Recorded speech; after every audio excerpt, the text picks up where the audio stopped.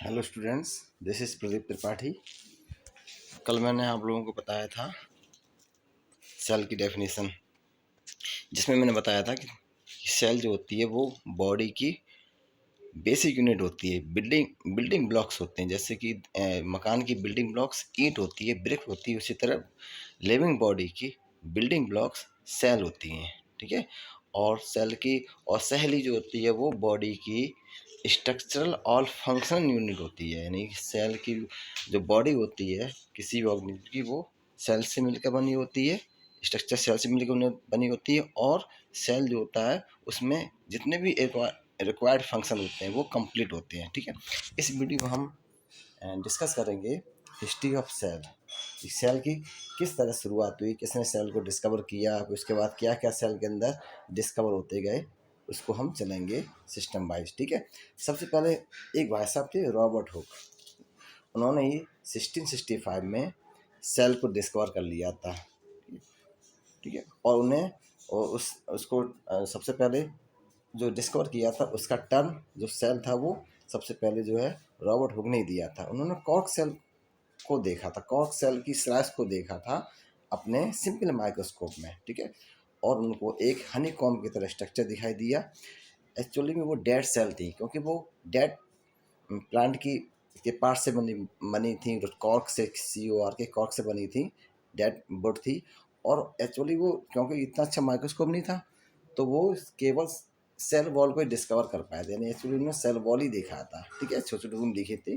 उन्होंने अपने वो जो डायग्राम देखा था उसको उन्होंने अपनी एक बुक माइक्रोग्राफिया में पब्लिश किया था, जैसे आप देख सकते हो। ये रॉबर्ट हुक भाई साहब हैं, और उनका जो सेल की स्ट्रक्चर थी, उन्होंने सेल को देखा था, उसकी पिक्चर ये पब्लिश्ड है। ठीक है। आगे चलते हैं। Robert Hooke was the first person to see the cell. ठीक है। उन्होंने कॉर्क में देखा था, और उन्हें बॉक्सेस दिखाई दिए थे, बहुत सारे बॉक्सेस दिखाई दिए थे हनीकॉम्ब की तरह।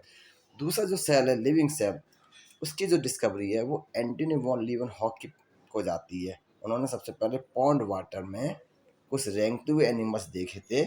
उन्होंने उसका नाम एनिमलकुल्स रखा था। ठीक है। 1673 कुछ किसी बुक में 74 दे रखा, 74 दे रखा। उन्होंने पॉन्ड वाटर में कुछ रेंगता हुआ देखा था, कुछ ऐसा जीव देखे थे, ऐसे एनिमल देखे थे।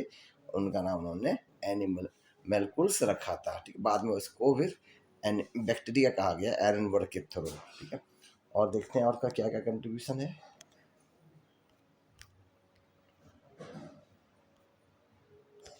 ये देखिए उसके बाद 31 में क्या हुआ, 1831 में रॉबर्ट ब्राउन ने, ठीक है, प्लांट सेल में बीच में एक सर्कल देख लिया, सॉलिड सर्कल देख लिया। उसका नाम उन्होंने न्यूक्लियस रखा, क्योंकि सेंटर में था। ठीक है। और उसके बाद प्रुकुंजे ने सेल के अंदर एक फ्लूइड देख लिया था, फ्लूइड को डिस्कवर कर लिया था, लिविंग फ्लूइड को डिस्कवर कर लिया था इस सेल के अंदर। उन्होंने उसका नाम प्रोटोप्लाज्म दिया। ठीक है। हैकल ने भी जो है न्यूक्लियस को ना, कहा गया कि न्यूक्लियस जो है इसके अंदर हेरिडिटी कैरेक्टर्स इन्वॉल्व होते हैं, यानी क्रोमोसोम्स होते हैं। यानी कहा गया न्यूक्लियस जो होता है वो जो कैरेक्टर्स होते हैं पेरेंट्स के, जिसको बोलते हैं हेरिडिटरी कैरेक्टर्स, वो ट्रांसफर करता है। ठीक है। उसके बाद क्या हुआ आगे सीरीज में, साइंटिस्ट हुए स्लीडन एंड स्वान। स्लीडन बॉटनिस्ट थे, स्वान जूलॉजिस्ट थे। स्लीडन ने प्लांट्स की स्टडी की, और उन्होंने कहा कि प्लांट्स जो होते हैं वो टिश्यू सेल से मिलकर बने होते हैं। ठीक है।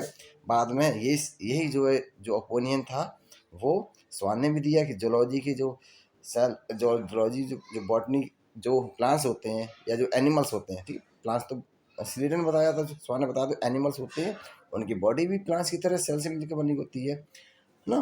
तो उन लोगों ने दोनों ने मिलकर सेल थ्योरी दी। अब इस सेल थ्योरी में कुछ चीज़ और ऐड की गई बाद में, R Virchow, Rudolf Virchow ने बोला कि जो जो न्यू सेल्स आती हैं ना, वो पुरानी सेल्स से आती हैं। यानी all cells are arises from pre existing cells. ये तीन साइंटिस्ट जो हैं, स्लीडन, स्वान और वर्च्यू, इन तीनों का योगदान सेल थ्योरी में दिया गया है। ये इनके फोटोग्राफ्स हैं। ठीक है। इसको देख लीजिएगा।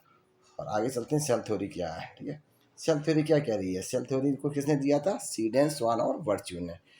क्या कहा कि all living things made up of one और मोर सेल, एक सेल के बने होते हैं उनको यूनिसेलुलर बोलते हैं, और मोर देन वन सेल के होते हैं उनको मल्टी सेलुलर बोलते हैं। ठीक है, सेल जो होती है वो बेसिक यूनिट होती है, स्ट्रक्चर यूनिट होती है, फंक्शन यूनिट होती है ऑल लिविंग ऑर्गेनिज्म की।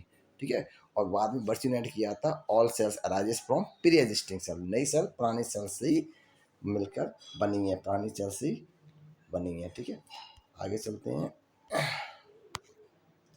ठीक है, इसमें भी ये चीज़ दे रखा है, रॉड ब्राउन ने न्यूक्लियस को डिस्कवर किया था। ठीक है, सीडेन स्वान ने सेल थ्योरी दी थी, और जो जर्मन साइंटिस्ट थे रुडोल्फ वर्च्यू, उन्होंने कहा था सेलुला सेलुला means cell arises from pre existing cells. तो इस